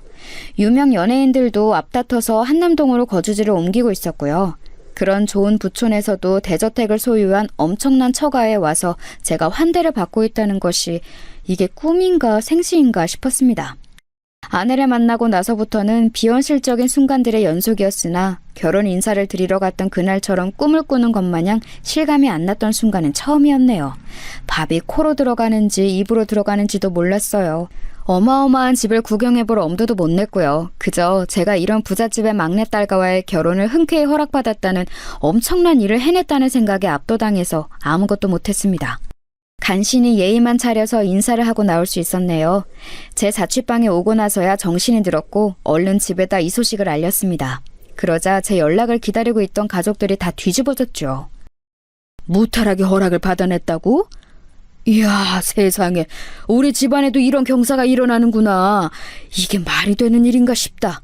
내가 죽기 전에 이런 일을 다 겪네. 내 아들이 그런 어마어마한 집안의 사위가 되다니. 아우, 정여봐, 네가 해냈구나. 장하다, 우리 아들. 이제 와서 하는 소리지만 내가 너 낳을 때의 느낌이 마치 복되지는 않는 것 같았단다. 혹시나 거기 양친께서 너를 갑자기 반대하시는 일이 벌어지면 어쩌나 싶었는데 이렇게 상황이 다 매끄럽게 흘러가다니. 복받았다. 너도 복받았고 우리 집안도 복받았다. 내가 아니라 내 남동생이 우리 집안을 일으키네. 이 자식, 멋지다. 너한테 이렇게 엄청난 결혼복을 물어주려고 내가 결혼을 안 했나 보다. 내 몫까지 네가 끝내주게 살아봐라. 아버지, 어머니, 형이 차례로 흥분한 채 감상을 쏟아냈는데 한 사람만은 조용했습니다. 제 여동생 말이에요. 제가 결혼한다는 게 싫은 건지 서운한 건지 왜 반응이 없을까 싶어서 기분이 이상했던 저는 이튿날 여동생에게 따로 연락을 했습니다. 그랬더니 머뭇거리다가 저에게 이런 말을 해주더라고요. 오빠, 좋은 분위기에 내가 찬물을 끼얹는 것 같아서 이런 거 안 물어보려고 했는데 보통 부부가 이혼을 하면 아이는 엄마 쪽이 키우지 않아?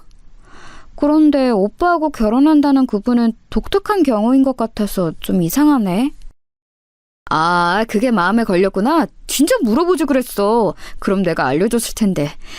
세연 씨는 한국 생활이 너무 그리워서 귀국을 하고 싶었는데 아이는 반대로 미국에서 계속 살고 싶어 했대.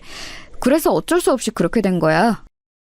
그렇다고 해도 어린 아들을 두고 엄마 쪽의 양육권을 포기한 게 조금 낯선 그림인 것 같아. 그리고 오빠, 세상에 이유 없는 호의는 없다고 하잖아. 그런데 너무나도 오빠에게 호의적인 그 집안분들이 나는 또 마음에 걸려.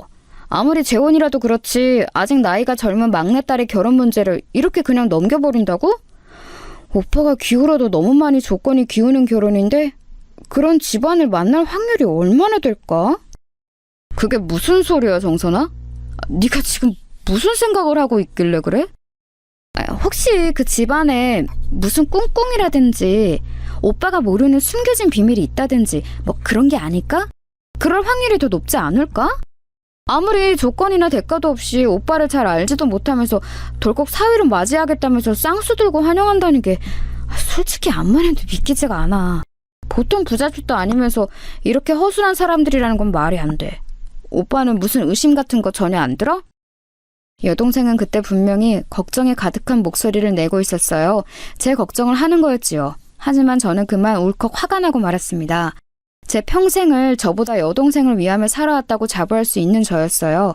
그만큼 여동생을 위하는 오빠로서 떳떳했기 때문에 그런 저와는 달리 저를 별로 위하는 것 같지 않은 여동생의 태도가 큰 서운함을 느꼈던 거예요.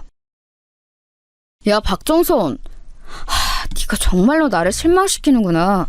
내가 잘 된다는 게 너에게는 그렇게나 배가 아플 일이야? 네 뒤치다거리나 하던 집안에서 명실상부 찬밥 1호였던 내가 어마어마한 부잣집에 장가든다니까 못마땅해서 미치겠어? 오빠, 무슨 말을 그렇게 해? 내가 왜 오빠의 결혼에 배가 아프고 못마땅함을 느끼겠어? 오빠가 지금 오해하는 거야. 나는 진짜로 걱정돼서 말을 해준 것뿐인데 오빠가 이렇게 나올까봐 애써 말을 안 하려고 했었어. 하지만 걱정이 되니까 말을 꺼낼 수밖에 없었던 내 마음을 오빠는 왜 그런 식으로 안 좋게 봐? 내가 그 정도밖에 안 되는 사람으로 보이는 거야?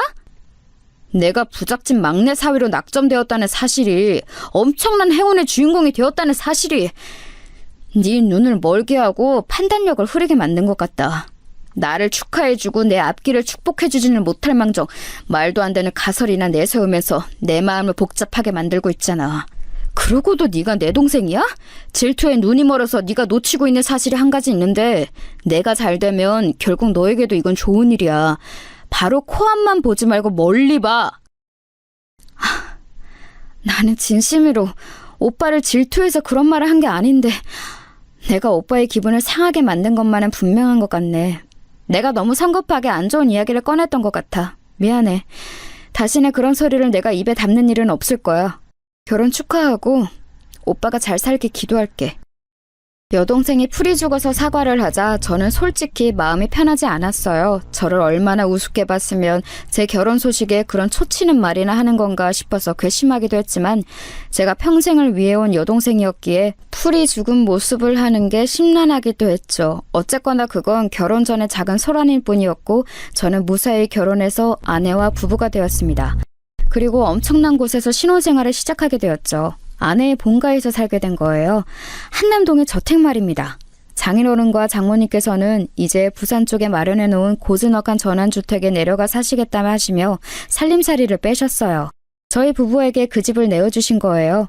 제가 생각하기로는 장인어른과 장모님뿐만 아니라 다른 온 가족이 같이 살아도 될 만큼 큰 집이었는데 달랑 둘이서 살게 된다니 믿어지지가 않았습니다.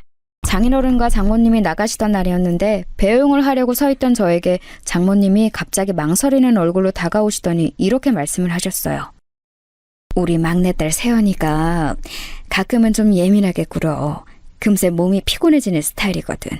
에너지가 적어서 그런 거니까 우리 박서방은 그런 줄 알고 이해를 잘 해줬으면 좋겠어. 네, 알겠습니다. 걱정하지 마세요. 제가 앞으로 잘하겠습니다. 저는 거침없이 약속을 드렸지요. 한동안은 아내와 함께 저희 취향으로 집의 곳곳을 새로 꾸미고 그러느라 정신이 없었고 너무 즐거웠어요. 그런데 2달 정도가 지나자 금세 보이기 시작한 건 아내가 까다롭다는 점이었습니다. 집에 일하러 오시는 분이 한 분 계셨는데 아내는 그분이 청소를 하지 않는다고 주장했어요. 그러나 집은 깨끗했거든요. 그럼에도 아내는 그분이 아무런 일을 하지 않는다며 기어이 자르고 말았습니다. 제가 입는 옷에 대해서도 지적을 해댔어요. 옷에 그 주름들은 뭐야? 어깨 부분이 지저분해 보이잖아. 왜 후줄근하게 입어? 우리 결혼 전에는 안 그랬잖아. 내가 너무 편해진 거야? 아니야, 절대 그런 건 아니고 집에서 입는 옷이니까 어쩔 수 없이 조금 구겨진 건데 보기 싫으면 갈아입을게. 그러면 보통 갈아입으라는 말까지는 안 하잖아요. 하지만 아내는 저보고 당장 갈아입으라고 했습니다. 저보고 난닝구나 메리아스라는 말도 쓰지 말라고 했고 사각 속옷도 입지 말라고 그랬어요. 아침마다 언젠가부터는 몸무게를 재라고도 시키더군요. 별것 아닌 것 같았지만 저는 왠지 점점 숨이 막혀왔어요. 아내는 밥을 먹다가 아주 작은 날파리가 밥상 위를 지나가는 것을 보자 비명을 지르면서 싱크대로 수저와 젓가락을 집어던지기도 했습니다. 화가 나서 미치겠다며 밥을 더 먹지도 않았어요. 이런 아내의 기행은 나열하자면 끝도 없었는데 그 중에서 제일은 밤에 일어났어요. 처음에는 몰랐는데 새벽 2시가 되기 직전이면 아내는 꼭 일어나서 어딘가로 향했습니다. 그냥 조용히 가면 제가 영영 몰랐을지도 모르겠어요.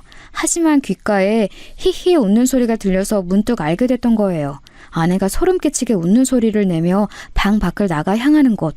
저는 그곳이 직감적이므로 지하실임을 알았습니다. 아내가 개인 자물쇠를 달아놓은 곳이었고 저한테는 얼씬도 못하게 한 곳이었어요. 결혼한 이후로 하도 신경을 써서 저는 살이 3달 만에 6kg나 빠진 상태였는데 밤마다 아내의 소름 끼치는 기행도 이어지자 미칠 지경이 되었습니다. 그런데 아내가 새벽에 나가면서 침실 문을 꽉 닫는 게 문제였어요. 그 문은 오래되고 살짝 문제가 있어서 꽉 닫혀있는 상태에서 열면 소리가 크게 났거든요. 조용한 새벽에는 그게 울려 퍼질 게 분명했습니다. 몰래 지하실을 확인하고 싶기는 하고 따라갔다가는 들킬 것 같고 고심하던 저는 여동생에게 도움을 청했죠. 처음부터 제 결혼에 의구심을 품었던 여동생이라면 왠지 그럴싸한 의견을 줄 것 같았어요. 민망함을 무릅쓰고 연락을 했고 제 이야기를 다 들은 여동생은 우선 깜짝 놀라더니 조언을 주었습니다. 침실에서 몰래 나가는 게 어려우면 다른 공간에서 잠을 자는 걸로 하라는 것이었어요. 침실 근처의 다른 방에서 자다가 아내가 일어나 지하실로 가는 기척이 들려오면 그때 살며시 나가서 뒤를 밟는다는 계획이었습니다. 간이서재를 쓰고 있는 방이 안성맞춤이기는 한데 몰래 나가서 지하실까지 가보는 건 가능하겠지만 그러다가 들키면 어떡하지?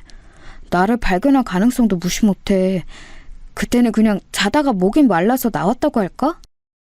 그런 식으로 아무렇지 않게 둘러대면 되지. 자다가 깨서 침실로 가봤는데 당신이 침대에 없길래 대체 어디 갔나 싶어서 찾아다닌 거라고 둘러대. 그 핑계라면 자연스러워서 의심을 안 받을 것 같아. 고맙다 정선아. 내 와이프가 제발 그 지하실에서 아무것도 안 하고 있기를 바란다. 그냥 혼자 새벽에 거기서 만화를 그린다든지 숨겨놓은 비싼 간식을 먹는다든지 그런 거였으면 좋겠어.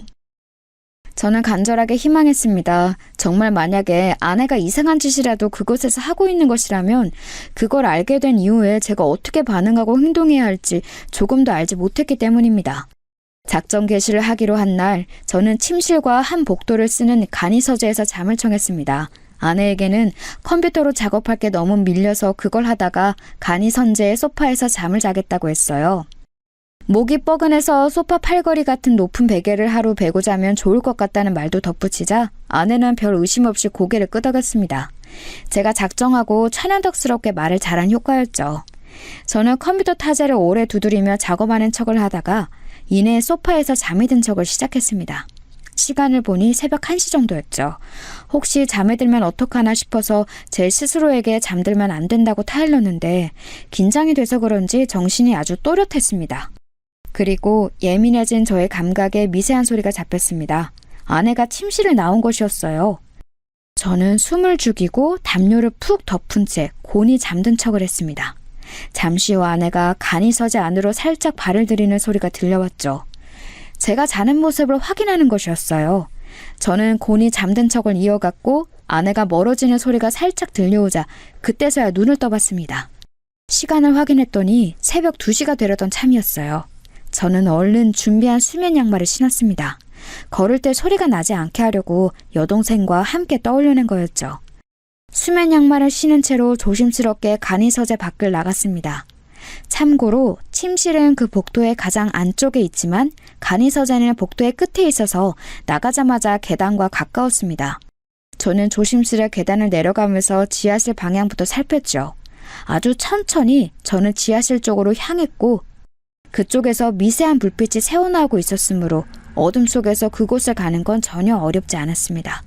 아주 지척으로 가까워졌을 때 저는 긴장감으로 침을 꿀꺽 삼켰고 살짝 열려있는 지하실의 문틈 사이로 한쪽 눈을 들이밀었어요. 죽는다. 반드시 죽는다. 그리고 숨을 삼켜야만 했습니다. 아무 소리도 내지 않기 위해서 일시정지한 채 눈에 들어온 광경을 보고 믿을 수 없어 했지요. 어둑한 전구 하나만 켜놓은 지하실, 그곳에는 낮은 천장에 두꺼운 전기줄 같은 게 걸려 있었고 그 줄에다가 안에는 노끈을 매달아 놓았습니다. 숟가락의 모양을 뒤집어 놓은 것 같은 모양새, 그게 어떤 건지 단박에 알 수 있었죠. 사람이 목을 탈 때 잡는 모양이었어요. 그 모양을 노끈으로 작게 2개를 엮어서 전깃줄에 달아놓은 안에는 그 작품 2개에다가 각각 사진을 붙여놓았습니다. 저는 어렴풋이 그 사진의 주인공들을 보고도 분간해낼 수 있었어요. 왜냐하면 사진 한 장의 주인공이 바로 아내의 전남편이었기 때문입니다. 다른 사진의 주인공은 여자였는데 보나마나 그 전남편이 재혼한 여자였지요. 아내는 마치 그 2 사람이 목을 매달아 죽은 것처럼 그렇게 행해놓고는 계속해서 웃으며 죽는다고 주문을 외우고 있었습니다. 반드시 죽을 거라고 중얼거리면서 자기 전 남편의 사진을 보며 퀉 소리도 내더군요. 목이 졸리는 것 같은 소리 말이에요. 몇 번이고 퀉퀉거리더니 만족스러웠는지 낄낄 웃어댔습니다. 그 2 사람이 죽었으면 하는 의도로 저러는 게 분명했기에 저는 식은땀이 나기 시작했는데 더 놀라운 건 다음 순간이었어요. 옆으로 걸음을 옮긴 아내가 웬 인형을 집어들었습니다. 제법 크기가 되는 곰인형의 배에는 사진이 붙어 있었고 저는 그게 아내의 아들일 거라고 확신했어요. 아내는 곰인형을 품에 꼭 안으면서 웃었습니다. 우리 애기 잘 자. 엄마가 자장가 불러줄게. 뭐 불러줄까? 어떤 게 좋아? 응? 그 모습을 보자마자 소름이 쫙 돋았어요. 대체 이 상황이 다 뭔가 싶어서 정신이 아득해질 때였습니다. 곰인형을 내려놓은 아내가 갑자기 벽으로 가더니 자기 이마를 대고서 가만히 섰습니다. 잠옷 차림에 머리를 길게 풀어헤친 아내가 뒷모습을 보이며 벽에 이마를 박은 채 서서는 몸을 좌우로 흔들흔들 움직이던 모습, 저는 아마 죽을 때까지 잊지 못할 거예요. 아주 작게 콧노래를 부르면서 몸을 계속 좌우로 흔들더군요. 그러더니 중간중간에 죽는다, 반드시 죽는다 이런 소리를 해댔습니다. 저는 숨소리가 새어나갈까봐 입을 꽉 다문 채로 한 걸음 뒤로 물러났어요. 전신이 오싹오싹한 게 소름이 가시질 않고 있었지만 지금 당장 힘을 내서 방으로 돌아가야만 했습니다. 아무 소리도 내지 않고 계단을 올라가는 동안 울고 싶을 지경이었어요. 평생을 믿지 않았던 신께 빌었습니다. 제발 무사히 방까지 가게 해달라고 말입니다. 한겨울도 아닌데 온몸에 소름이 돋아서 한기를 느낀 채로 저는 침실까지 도착해서 침대에 누웠습니다. 떨면서 누운 채로 제가 본 것을 떠올려 봤지요. 믿을 수가 없었어요. 사람이 목을 매다는 것처럼 그런 모양새로 노끈을 작게 엮어서 거기에 사람 사진을 각각 붙여놓고 죽는다는 소리를 주문처럼 외우고 있었다니. 곰인형에다가 자기 아들 사진을 붙여놓고서는 자장가를 불러준다고 하지를 않나. 아니 솔직히 그것들보다는 벽에 이마를 대고 가만히 서 있다가 몸을 좌우로 흔들어댔던 것이 가장 무서웠습니다. 제 아내라는 사람이 그런 사람이라니 소름이 돋았어요. 그리고 바로 그때였습니다. 아내가 방으로 돌아왔어요. 저는 그 소리를 듣자마자 최선을 다해서 자는 척을 시작했죠. 이윽고 아내가 천천히 걸음을 옮기더니 침대의 왼편으로 와서 저를 빤히 내려다보는 게 느껴졌습니다. 와, 미칠 것만 같았어요. 그러더니 이런 중얼거림이 들려왔죠. 어라? 여기에 있었네? 그때 아차 싶었습니다. 저는 간이 서재에서 자고 있었으니 아내는 자기가 지하실에서 기행을 벌이고 온 다음에 갑자기 제가 침실에 있는 것이 뭔가 이상하게 느껴진 모양이었죠. 간이 서재로 들어갔어야 했는데 하도 정신이 없어서 침실로 와버린 제가 바보 같았습니다. 이미 벌어진 일, 최선을 다해서 가만히 있는 수밖에 없었어요. 필사적으로 자는 척을 하고 있는 저에게 아내가 말했습니다. 야, 너 지금 안 자고 있지? 저는 소름이 돋아난 채로 가만히 있었고 아내는 또 히히 웃었어요. 저는 신께 빌면서 속눈썹 하나 까딱이지 않으려고 노력했습니다. 저는 제법 건장한 남자였고 아내는 제가 마음먹으면 제압할 수 있는 상대였는데 그럼에도 엄두가 안 났어요. 근본적으로 아내가 기이하게 비정상인 상태임을 알아차리자 맞설 대상으로 느껴지지도 않았습니다. 제가 용을 쓰며 자는 척을 이어가고 있을 때 아내가 저에게 얼굴을 가까이 대왔어요. 그러더니 자기 손가락으로 제 목의 옆쪽을 더듬거렸습니다. 잠깐만, 거기는 맥이 강하게 뛰는 곳인데 설마 그걸로 내가 자는지 안 자는지 확인하려는 거 아니야? 그걸 바로 알아차린 저는 그 즉시 몸을 움직였어요. 뒤척이면서 소리를 냈고 손으로 목을 긁으며 입맛을 다시는 행동을 했습니다. 최대한 자연스럽게 했죠. 예전에 여동생이 그랬었어요. 저는 자다가 무슨 소리가 들리며 꼭 뒤척이면서 입맛을 다시고 몸을 한번 긁는다고요. 아마 그 습관이 계속 이어져 왔을 거라고 믿었습니다. 그래서 기지를 발휘한 것인데 아내는 제가 잔다고 생각했는지 바로 걸음을 옮기더군요. 침대를 반대편으로 돌아서는 자기 자리로 가서 누웠습니다. 저는 밤을 꼴딱 새웠어요. 옆자리를 쳐다볼 엄두는 아예 못 냈죠. 아침 해가 밝아오고 난 다음에야 옆자리를 확인했는데 아내는 곤히 자고 있었습니다. 마치 아무 일도 없었다는 것처럼요. 아주 평온했죠. 잠을 자지 못해 미친 듯이 피곤한 제 몸 상태만 아니면 저도 꿈을 꿨다 했을 거예요. 꿈에서 헛것을 봤구나 싶었겠죠. 하지만 제가 본 것은 분명한 현실이었습니다. 저는 그날 당장 여동생에게 연락을 했어요. 여동생이 깜짝 놀라더니 이내 차분하게 자기 의견을 내놓았어요. 오빠, 그건 그냥 특이하다고 넘길 일이 아닌 것 같아. 보통의 일반 사람들이라면 그런 짓 절대 안 해. 그동안 새언니가 보여준 모습도 있고 이건 아무래도 심각한 문제가 있는 모양인데 그런 거라면 가족들이 절대 모를 리가 없지. 처음부터 다 알고서 오빠랑 결혼시킨 거야. 인정하고 싶지는 않았으나 솔직히 저도 그렇게 생각을 하고 있던 중이었습니다. 아내에게 큰 문제가 있어서 저처럼 조건 떨어지는 남자라도 집안에서 결혼을 시킨 것으로 보였어요. 저는 장인어른과 장모님을 찾아뵈었습니다. 형제들 중 맞이인 처형의 댁에 잠시 놀러가 머물고 계신 와중이었기 때문에 자리에 처형도 있었어요. 당장 찾아뵙고 드릴 말씀이 있다면서 방문한 저를 의미심장한 눈길로 바라보고 있었죠. 어쩌면 제가 진실을 알아냈음을 이미 눈치채고 계셨던 걸지도 몰라요. 저는 이판사판이다 싶어서 정면으로 들이박았습니다. 제가 안 쓰는 휴대폰이 한 대 있습니다. 그 공기계로 집에서 간단히 휴대폰 게임만 하는 정도인데요. 어느 날 제가 실수로 동영상 촬영 버튼을 눌러놓고 자러 갔습니다. 거실 테이블에 세워진 채로 놓여져 있던 그 휴대폰에 다음날 보니까 이상한 모습이 담겨 있더라고요. 새벽에 집사람이 지하실로 내려가는 모습이었습니다. 진작 의심을 해서 뒤를 밟았다고 하면 역으로 공격당할 여지가 생길까봐 여동생과 머리를 맞대서 발휘한 기지였어요. 공기계라는 핑계를 댔죠. 그렇게 우연히 아내의 새벽 기행을 알게 되었다는 얘기를 하자 단번에 세 사람의 표정이 어두워졌습니다. 특히 장모님께서는 손을 살짝 떠시더라고요. 도대체 무슨 일로 그 새벽에 지하실로 내려가는 것인지 궁금해졌습니다. 집사람이 굳게 자물쇠로 잠가놓는 그곳에 무슨 비밀이 있는지 호기심이 생겼어요. 그리고 저는 알아내고 말았습니다. 지하실에서 본 것들을 말했죠. 그랬더니 장모님께서 짧은 신음을 뱉으시더니 앉은 소파에서 반쯤 혼절을 하셨습니다. 옆으로 픽 쓰러지셔서 처형이 얼른 장모님을 붙잡았어요. 저도 깜짝 놀랐는데 다행히 장모님께서는 의식을 아예 잃은 게 아니셔서 방으로 모시는 조치 정도만 할 수 있었습니다. 장모님께서 방에 들어놓으시고 장인어른께서는 담배를 찾아 잠깐 피러 나가셨어요. 남겨진 사람은 저와 처형뿐이었죠. 저는 차라리 잘 됐다 싶어서 처형께 진실을 요구했습니다. 집사람의 행동, 그건 그저 기이하다고 말하고서는 끝낼 수준이 아닌 것 같았어요. 그러니 처형께서 솔직하게 말씀해 주세요. 저는 집사람의 남편입니다. 알 권리가 있어요. 알 권리라... 네, 저도 그렇게 생각해요. 제부에게는 분명하게 알 권리가 있죠. 하지만 아버지와 어머니는 그렇게 생각하지 않으셨던 모양이에요.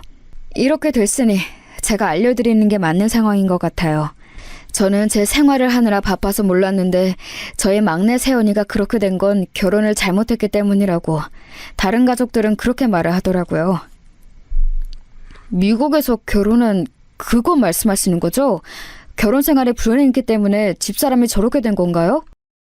그건 저희 가족들의 주장인데요. 솔직하게 제 생각을 알려드리자면 비단 그것만으로 그렇게 됐을 거라고 여기지는 않아요. 정신적인 결함이 세연이에게 내재되어 있었는데 미국에서의 결혼 생활에 촉매제가 되어서 그게 겉으로 그때부터 드러나기 시작했을 뿐이라고 보는 게 옳겠죠.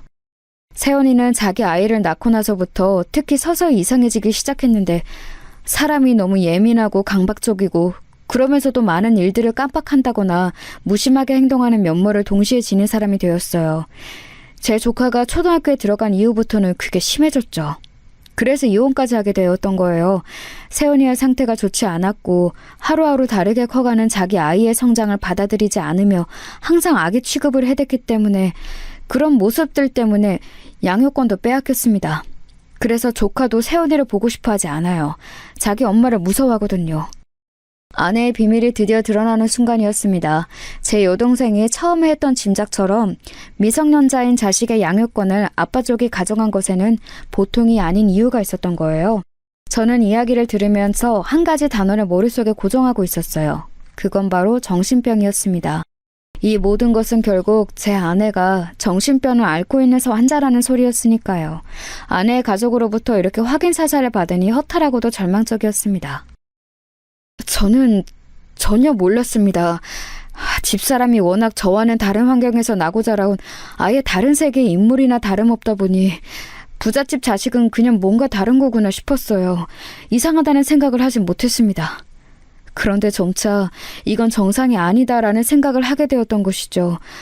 처형은 물론이고 장인어른, 장모님 그리고 다른 분들까지 전부 집사람의 상태를 알고 있었군요. 너무나도 잘 알면서 저에게는 아무런 언질도 주시지 않고 결혼을 시키신 거였네요. 제보한테는 미안하게 생각해요. 하지만 작정하고 속이려는 의도까지는 아니었어요. 그냥 말을 안 해도 되지 않을까 싶어서 말을 안 한 거였죠. 특히 저희 아버지하고 어머니가 세연이를 얼른 재혼시키고 싶어 하셨거든요. 그래서 어쩔 수 없었습니다. 세연이가 새 출발을 하면 다 괜찮아질 거라고 두 분은 그렇게 믿으셨어요. 정신 상태가 온전하지 않은데 무턱대고 새 출발이라뇨? 그런다고 정신이 멀쩡해지나요? 병원을 가고 치료를 받아야 차도가 있는 게 병인 것인데 재혼이 답이라고 생각하신 건가요? 세연이는 이혼하고 나서 한국에 들어온 이후부터 상태가 좋아졌어요. 약은 진작에 처방받아 먹고 있었는데 그게 효과가 좋지는 않았거든요. 그런데 한국에 들어오고 나서 약이 잘 받게 된 것인지 어쩐 것인지 상태가 좋아졌고 아주 멀쩡해 보이기까지 했어요. 세연이는 자기 실수로 가정을 잃었다고 생각해서 상실감이 컸어요. 다시 가정을 꾸린다면 자기가 안정감을 되찾을 거라고 했죠. 그때부터 저희 부모님은 세연이가 얼른 재혼하기만을 학수고대하신 것이고요. 이제 이게 다 어떻게 된 일인지 명백히 알게 되었습니다. 아내는 정신병을 앓고 있었고 그래서 제가 아내 같은 부잣집 막내딸과 결혼할 수 있던 거였어요. 그리고 절망적이게도 아내에게 육촌 오빠 되시는 분이 정신병원에 계신다는 걸 알게 되었습니다. 혹시 집안 사람들 중에 또 정신적으로 어려운 경우가 있냐고 아주 조심스럽게 처음께 여쭈어 보았고 어렵사리 받아낸 대답이었죠. 그러니까 이건 유전이었던 거예요. 집안 유전에 흐르는 정신적인 문제가 아내에게서 강하게 발현된 것이겠지요. 그렇다는 말은 만약에 우리 부부 사이에서 아이가 생기면 정신병이 이어질 수도 있다는 소리가 되는 거잖아? 이런 엄청난 사실을 이렇게 알게 되다니. 정말 참담했습니다. 엄청난 문제 앞에서 차마 뭐라고 말을 해야 할지 몰라서 한숨만 푹푹 내쉬고 있는데 장인어른께서 돌아오셨어요. 저는 굳은 얼굴로 꾸벅 목례를 보냈죠. 그러자 저와 처형을 번갈아 쳐다보신 장인어른께서는 이미 이야기가 오갔단 것을 눈치채셨습니다. 결국 다 알게 되었구만. 자네한테는 미안하게 됐다만 우리 막내딸이 그렇다고 해서 어디 일상생활을 못하나? 사회생활을 못해? 그건 아니잖아. 아주 멀쩡해. 이상한 눈으로만 바라보지 않는다면 전혀 이상하지 않아. 이봐 박서방, 나는 우리가 다 잘못되고 막내딸이 혼자 남겨지면 그 녀석을 옆에서 지키고 돌봐줄 사람이 필요해. 그게 자네인 거지. 자네가 평생 뼈 빠지게 돈 벌고 일해봤자 우리 막내딸과 결혼한 것만 하겠나? 절대 아니야. 그러니 이것을 불운이라 여기지 말고 일생일대의 행운으로 여겨주게. 내 부탁함세. 진짜 미칠 것 같았습니다. 살면서 마음이 그렇게 어려운 순간도 없었어요. 장인어른께서 차라리 저를 윽박지르고 고압적으로 나오셨다면 반발심이 들었을 겁니다. 하지만 저에게 엄한 투로 말씀을 하시면서도 장인어른의 표정에는 간절함이 엿보였습니다. 자식을 위하고 사랑하는 부모의 마음에 대고 제가 무엇라고 비난을 할 수가 없었어요. 저는 평생 부모님께 인정과 사랑을 받고 싶었던 집안의 둘째였으므로 부모로부터 이런 커다란 애정을 받는 아내가 그 순간 왠지 부러웠던 것도 같습니다. 저는 아무 말씀도 더 못 드리고 그저 인사만 올린 채로 그 집을 나섰어요. 여동생에게 문자가 많이 와 있어서 걱정할까봐 연락을 미룰 수 없어서 상황을 알려주었지요. 역시나 다들 알고 있었구나. 오빠, 이제 어떻게 할 거야? 이런 걸 비밀로 오빠가 그 집에 무언가를 요구한 것도 아니고 그렇다고 이혼할 거라고 강하게 나간 것도 아니고 아무런 상태도 아니잖아. 맞아, 아무런 상태도 아니야. 변한 것도 없는 것 같아. 내가 지금 네 새언니에게 품고 있는 이 마음이 그렇게 좋은 조건들을 타고났음에도 정신이 아픈 사람에 대한 측은지심인지 아니면 나를 속이고 농락해온 것에 대한 분노인지 나는 그것조차 모르겠다. 어떻게 해야 될지 모르겠어. 일단 지금은 그냥 지내보려고 해. 내가 지금 너무 답답하게구나. 아버지, 어머니 그리고 형한테는 아직 이런 걸 알릴 엄두도 안 나네. 오빠가 무슨 말을 하는 건지 나는 알 것 같아. 나는 오빠가 답답하다고 생각 안 해. 오히려 양심적이고 도의적이라고 생각하는 중이야. 오빠가 편한 대로 해. 나는 입단속 잘하면서 상황이 어떻게 되는지 기다리기만 할게. 제 여동생이라지만 정말 영특하고 진중한 것 같았어요. 여동생이 아니었다면 제가 이렇게 빨리 아내의 비밀을 정확히 밝혀내지는 못했을 거라는 생각이 들었습니다. 참 고마웠고 제가 열심히 키운 보람이 있더라고요. 저는 집에 도착해서 아내를 마주했어요. 아내는 아무렇지 않게 집안일을 하고 있었습니다. 새로 들여온 컵 세트를 정리하고 있더라고요. 분명 아침까지는 세상에서 가장 멀고 무서운 존재가 아니었는데 이제는 무섭지 않았습니다. 온갖 기이한 언행들도 가만히 돌아보니 무섭다기보다는 착잡하게 느껴졌죠. 저는 아내가 아마 차영으로부터 연락을 받았을 거라고 생각했어요. 그럼에도 모르는 척 구는 게 이제는 제 눈에 보였습니다. 여보, 우리 얘기 좀 할까? 나 오늘 장인어른 장모님 처형 다 만나 뵈었어. 그리고 다 들었어. 그러자 선반을 정리하던 아내의 손길이 딱 멈췄어요. 아무 행동도 안 하고 몇 초간을 그러고 있었죠. 그러더니 이내 웃으면서 저를 쳐다봤습니다. 무슨 얘기를 해? 뭘 들었는데? 나 멀쩡해. 나 괜찮아. 그러니까 당신이 신경 쓸 것도 없고 걱정할 것도 없어. 그러니까 제발 나한테는 아무 소리도 하지 마. 나는 아무렇지도 않단 말이야. 당신이 아무 소리 안 하면 아무 일도 없는 거야. 환하게 웃고 있는데 그 눈매가 슬퍼 보였고 입가는 떨리고 있었습니다. 그런 여자를 벼랑 끝으로 몰아가는 치사한 남자가 될 수는 없었어요. 저는 한숨과 함께 그저 고개를 떨구고 말았습니다. 일단은 심적으로 동요한 아내가 진정해질 때까지 기다렸다가 병원 이야기를 함께 나눠보고 약을 먹으면 어떻게 차도가 있는지 증세는 정확히 어떠한지 이런 자세한 정보를 듣는 게 나을 것 같았어요. 그래서 저는 최대한 아내를 아무렇지 않게 대했습니다. 이틀 뒤 장모님께 문자가 왔는데 박서방, 내가 고마워. 이렇게 왔더라고요. 그저 한숨만 나왔지요. 정작 저희 부모님께는 아직 이런 사실을 못 밝혔다는 게 가슴이 답답했습니다. 아내와 이야기를 다 나누고 상황의 정리가 이뤄진 뒤에 저희 집에 밝힐 생각이었어요. 그런데 아내의 기행이 더 먼저였습니다. 어느 날 밤 아내는 새벽에 또 지하실로 향했고 자기의 전남편과 그 재혼한 여자의 사진에 불을 붙였어요. 그러다가 그 불이 아내의 잠옷 소매로 옮겨 붙었습니다. 거기까지는 큰일로 번지기 전에 끝낼 수 있던 거였는데 아내의 눈에 곰인형이 들어온 거예요. 아들의 사진이 붙은 곰인형이 연기를 마시게 둘 수 없다며 굳이 곰인형을 챙기려다가 불이 더 번졌습니다. 제가 소란을 듣고 내려가서 황급히 불을 껐지만 아내는 팔에 커다란 화상을 입은 뒤였죠. 끝까지 곰인형을 붙잡고 괜찮아라는 소리를 중얼거리던 아내의 모습이 잊혀지지가 않았습니다. 아내가 화상 때문에 수술을 받게 되었고 그때 저는 더 이상 숨길 수가 없어서 저희 부모님과 형에게 사실을 털어놓았습니다. 셋 다 아무 말도 하지 않았어요. 정말 아무 소리도 하지 않고 참담한 얼굴로 침묵을 지키며 제 어깨를 두드려줬을 뿐이었네요. 그게 오히려 고맙고 죄스러웠습니다. 아내는 수술을 받은 이후로 상태가 나빠졌어요. 불만 보면 발작을 해댔거든요. 나를 죽이러 온 거지. 나를 죽이고 내 아기를 빼앗으려고 하는 거지. 그래, 어디 한번 해보자. 네가 먼저 타 죽나 내가 먼저 타 죽나 어디 한번 확인을 해보면 알겠지. 그런 소리를 하면서 정신을 도통 차리지 못했습니다. 게다가 자기를 말리는 장모님을 알아보지 못하고 뺨을 때리기까지 했습니다. 괴물이라고 외치면서 장모님의 뺨을 사정없이 때렸어요. 그 모습에 모두가 망연자실했습니다. 결국 그 끝은 정신병원 행위였네요. 처형이 장인어른과 장모님을 눈물로 설득했기에 가능한 일이었어요. 그리고 저는 아내와 이혼을 했습니다. 아주 조용한 이혼이었고 제 짐을 챙겨서 한남동의 대저택을 나오는 일은 형과 여동생 단 2사람의 도움만 받고도 가능했어요. 간단한 제 것만 챙겨서 나왔거든요. 이혼 과정에서 아무것도 욕심내지 않은 제 모습이 좋게 보인 것인지 잠시나마 제 처가였던 그 집안에서 저에게 살해를 해왔습니다.